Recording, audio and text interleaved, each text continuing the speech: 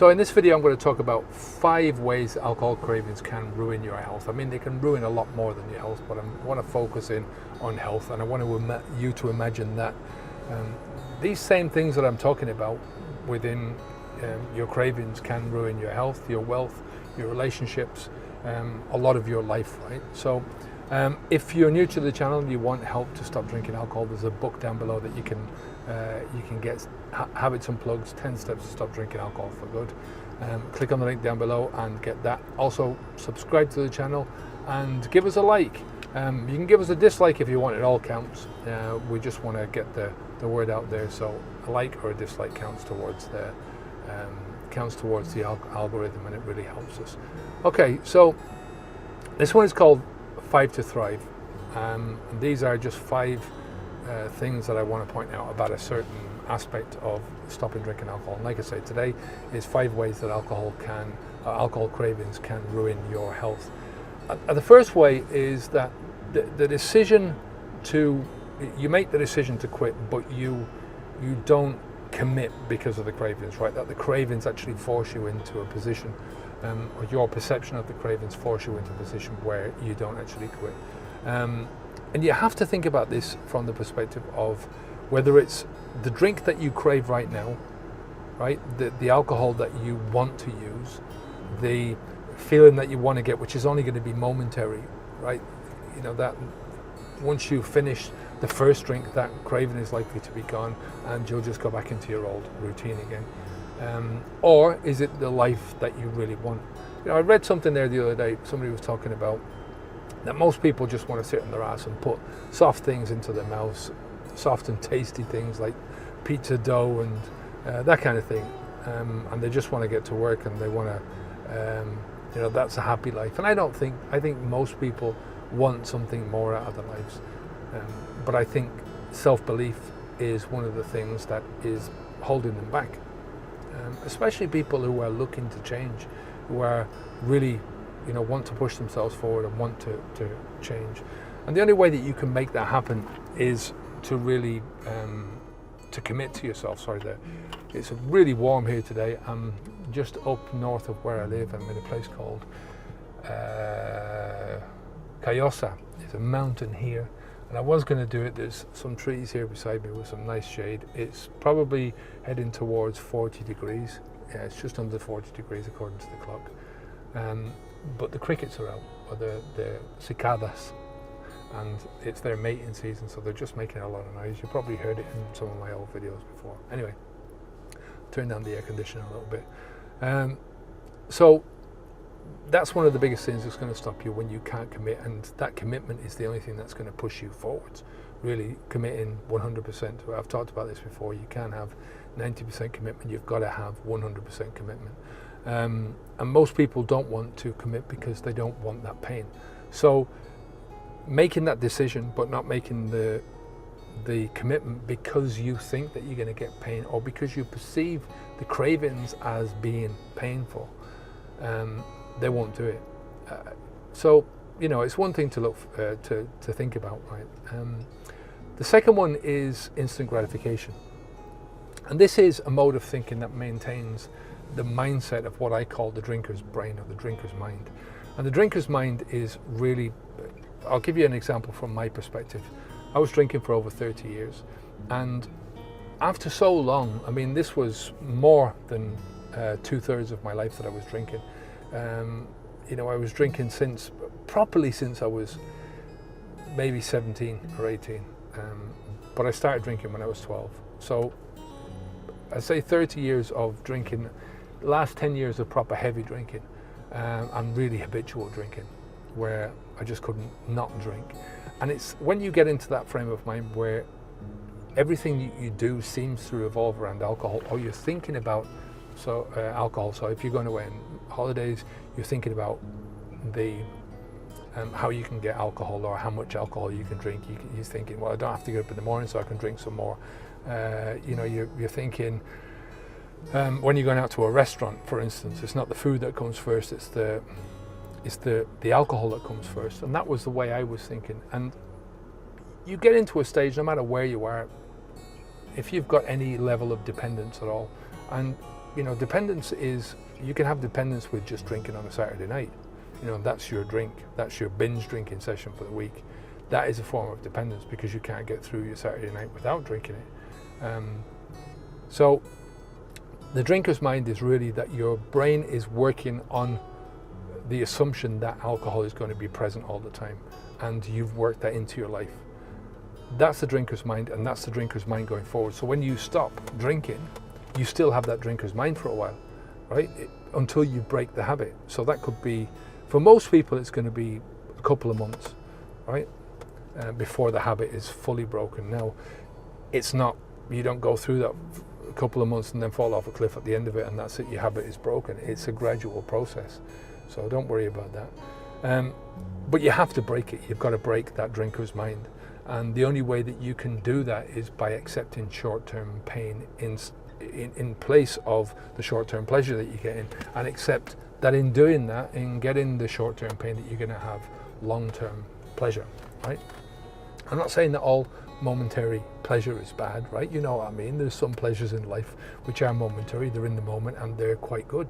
They're good for you, they're good for your system, they're good for your brain, they're good for your inner balance, your harmony, that kind of thing, right? But when you're talking about any drug, when you're talking about food in terms of instant gratification, it's bad. When you're talking about habitual instant gratification as a way of thinking about things, that's bad.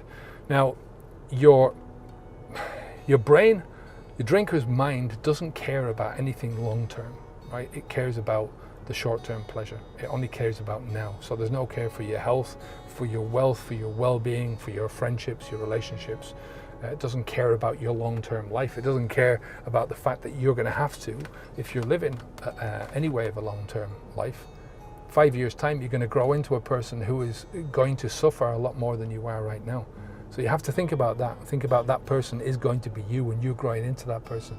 So this is what you're bequeathing to yourself, right? So always think about that, the instant gratification part of this. The third part of cravings, which is going to affect your long-term health, is that they are only momentary. And if you can't get past that momentary thing, then you've got to be able to understand that you can spread out the cravings inside yourself by thinking about them and by focusing on them. You can lengthen those cravings, you can strengthen those cravings, right? You can blow them out of all proportion whatsoever. In reality, 5 minutes and your cravings are going to be over. So you have to help yourself in order to do something for that 5 minutes. When I say 5 minutes, if you sit there and you dwell on them and you start to think to yourself, well, I'm a victim of my cravings, I'm a victim of this, I can't help it, and these are so bad, and I'm in pain and I can't do this, and I just need to have a drink, and you focus on the cravings and you focus on the alcohol, and guess what's going to happen? But if you do what you can yourself, get up and do something, move, change your brain some way, do some exercise, get out of the place that you are, and do everything that you can to change your mentality, then I guarantee you that 5 minutes is going to be all that it takes, and then your cravings will be gone, right? You're not focusing on them because your body doesn't like that. It's you focusing on them that causes the anxiety, and that's all it basically is. So you've got to help yourself. You've got to think about what you want in terms of short-term pain or short-term discomfort, because it's not really pain, right? Or long-term happiness, right? So cravings are going to be momentary. If you can't push past that momentary thing, then it's going to be bad for you in the long term. This is what I'm saying about, you've got to look at your cravings now, and you've got to look at, if you can't get past that craving, then it's bad for your health in the long term, right? This is what I'm talking about. So number 4 is that they're not real. Now, I'm not talking about the dangerous, if at risk type of cravings that you can get. I'm not talking about the physical damage that you can have, right? There's certain types of people, and they are generally the heaviest of drinkers, right? They're the heaviest of drinkers. They're the people that drink a lot of alcohol. They drink it from the time they get up in the morning to the time that they get, and they've got so much physical damage, and they've got so much of an addiction to the alcohol. Their body is that used to large amounts of alcohol being present that it's dangerous for them to stop. Now, of all the people that go into alcohol withdrawal, only 5% of those people that go into alcohol withdrawal, which is a small amount, right?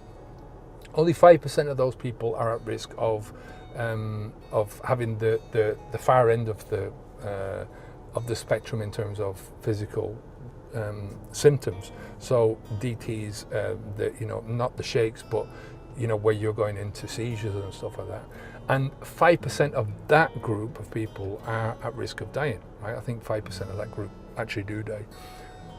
But the best care that you can get now, you've got in this world, you go down to your doctor, and you've got doctors and nurses, and you've got medical facilities that are there to help you, that are going to be there to sort you out. So don't listen to crooks. There's a lot of crooks out there that will try and tell you that everybody who stops drinking alcohol needs to sign themselves into a rehabilitation unit. You don't. Most people don't. And if you're at any doubt about this at all, go down to your doctor. Having said that, most cravings are anxiety. They create anxiety, right? And that's all that it is. Think about what you normally do if you have anxiety. And this is the problem. You normally, as soon as you have anxiety, this is what I used to do. As soon as I felt any level of anxiety, I'd head down to the pub or the off license and I'd buy a drink. And then I'd drink. And sometimes it'd sort out my anxiety. Most of the times it wouldn't. It just, for me anyway, it seemed to keep up the state that I was in, the state of mind that I was in. So, and you can't do that now. This is something that you're trying to get yourself out of. So you've got to plan ahead for that. What are you going to do when you feel the cravings, which is anxiety? So what are you going to do when you feel anxious? And it is going to cause you some anxiety. So think about that. And you need to find something else. You need to find something else physical to do, something mental to do. The fifth thing, and I think this is the most important thing, is emotional. And it means that you're allowing your emotions to dictate your actions, right? You're allowing the feelings that you have to overcome you and to turn into anxiety, and for that anxiety you're exaggerating the anxiety, right? And you're allowing that to infiltrate your body and infiltrate your mind and overtake things, and then you get yourself into such a state that you can't not do anything, and the only thing you can think about then is to go and have a drink. So you need logic. You need to think first. And when I'm talking about thinking first, I'm not talking about thinking in the moment. You've got to go backwards and think beforehand. So in Habits Unplugged, we have a 14-day preparation phase, which is designed to get you to think first and to put you in that frame of mind. So when you do get the cravings, you know what to do. You know what they are. You know that they're not going to kill you. You know they're not going to harm you. And you just need to move forwards with it. So, yes, we're going to feel emotional with it. There is a lot of emotions attached to anything that is changing. Emotions are not bad. Good emotions are good. Bad emotions are good for you because they tell you to what to avoid, what to get away from, what you need to change, what you need to sort out in your life. But you need to think through them, and you need to think if they're appropriate emotions for the situation, and if you should be making decisions based on your emotions. So just think about, most cravings are anxiety for the habit. That's all they are. So again, think about what you can do. Think about what you would normally do for anxiety, which is drink. Think about you can't do that now. Think about what else you have to do, and then use your mind to do this. So why ruin your health? If you don't quit, it's bad for your health, physically and mentally. So as I say, if you're looking for help to stop drinking alcohol, there is a book you can download for free. It's down below this video. Click on the link, and it's 10 steps to stop drinking alcohol for good.